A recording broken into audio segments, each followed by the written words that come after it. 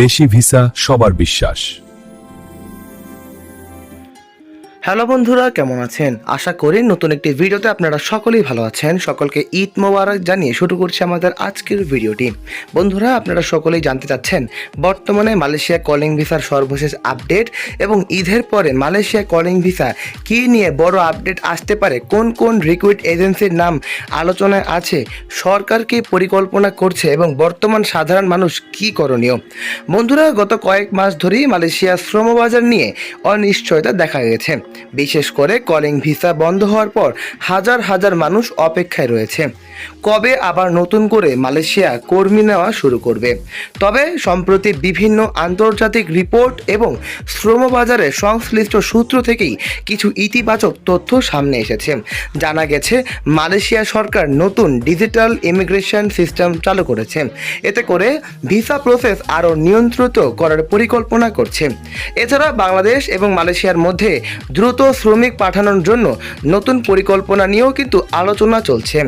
বর্তমান যেসব সেক্টরে শ্রমিক সংকট বেশি দেখা গিয়েছে মালয়েশিয়াতে, বিশেষ করে ম্যানুফ্যাকচারিং কাজ, কনস্ট্রাকশনের কাজ, রিক্রুট এজেন্সি এবং সার্ভিস সেক্টরের কাজ এবং ওয়ারেজ হাউসের ফ্যাক্টরি পরিষ্কার করার কাজ।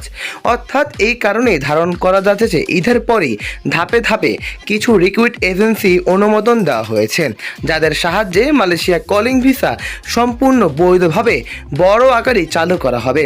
এখন অনেকেই জানতে চাচ্ছেন কোন কোন এজেন্সির বর্তমান আলোচনায় রয়েছে। বিভিন্ন সূত্র থেকে আমরা যেসব এজেন্সির নাম জানতে পেরেছি, প্রথমে যদি বলি KSM ইন্টারন্যাশনাল লিমিটেড, এক্সপ্লোরাল overseas limited, Nova overseas limited, JSK group limited এবং অডিটি ইন্টারন্যাশনাল লিমিটেড। অর্থাৎ 5 থেকে 6টি রিক্রুট এজেন্সি কিন্তু বর্তমানে আলোচনায় এসেছে। আবারও কিছু লাইসেন্স প্রাপ্ত এজেন্সি বর্তমান বিদেশ কর্মী পাঠানোর জন্য কার্যক্রম নিয়ে কাজ চলছে। তবে এখনও সবচেয়ে গুরুত্বপূর্ণ বিষয় হচ্ছে অনেকেই দালাল এবং ভুয়া এজেন্সির মাধ্যমে প্রতারিত হচ্ছেন।